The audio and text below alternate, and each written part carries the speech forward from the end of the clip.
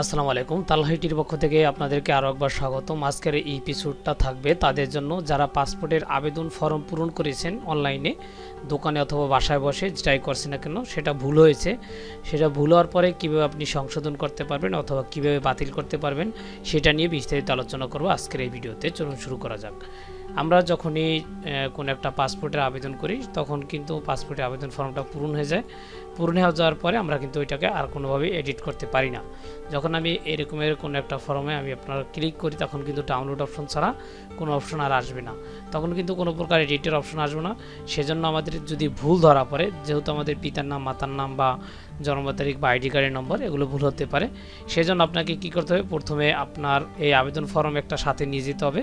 যে আপনারা এটা যদি জমা দিতে পারেন তাহলে ভালো, অর্থাৎ আপনি যেখানে আবেদন ফর্মটা জমা দিবেন সেই অফিসারকে বললে সে এডিট করে দিতে পারে যদি চায়।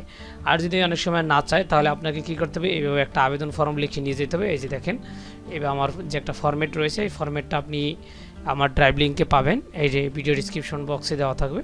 সেখান থেকে আপনারা আগে আবেদনটা বাতিল করে তারপর আবার নতুন করে আবেদন করতে পারবেন।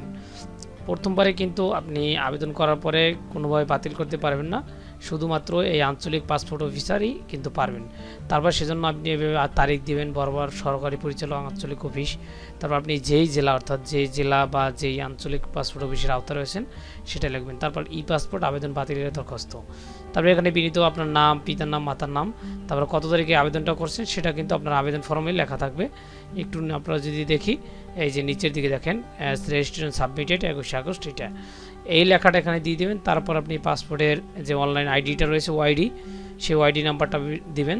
তারপর আপনি কী ভুল হয়েছে সেটা কিন্তু আপনি এখানে উল্লেখ করে দিবেন। উল্লেখ করে আপনি এভাবে দরখাস্ত মোটামুটি একটা লিখে নিয়ে যাবেন। নেওয়ার পরে যখন আপনি এটাকে সাবমিট করবেন, এটা আপনার প্রথমে ফর্মটা সাবমিট করবেন, তাদেরকে এডিট করতে বলবেন। যদি এডিট করে তাহলে তো আপনার কাছে ভালো, আর না হলে আপনাকে আবেদন লিখে তারপর এটাকে বাতিল করে আসতে হবে। তারপর বাতিল হলে আপনার ফোনে একটা SMS চলে আসবে, তখন আপনি কি করবেন, আপনি আবার নতুন করে একটা পাসপোর্টে আবেদন করতে পারবেন। আর হ্যাঁ, যদি আপনি এইটার জন্য আপনি পাসপোর্টের জন্য টাকা জমা দিয়ে থাকেন ব্যাংকে, সেই টাকাটা কিন্তু আপনার কোনোভাবেই বাতিল হবে না।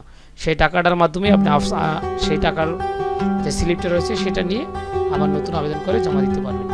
এই ছিল মোটামুটি আপনার ই পাসপোর্ট আবেদন বাতিল করার জন্য যে দরখাস্ত বা নিয়ম শৃঙ্খলা এইটা।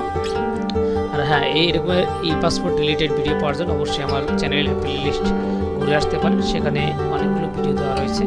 আর সামনে আরও কয়েকটা সিরিয়াল ভিডিও দেওয়ার চেষ্টা রয়েছে। ধন্যবাদ সবাইকে ভিডিওটা ধৈর্য ধরে দেখার জন্য।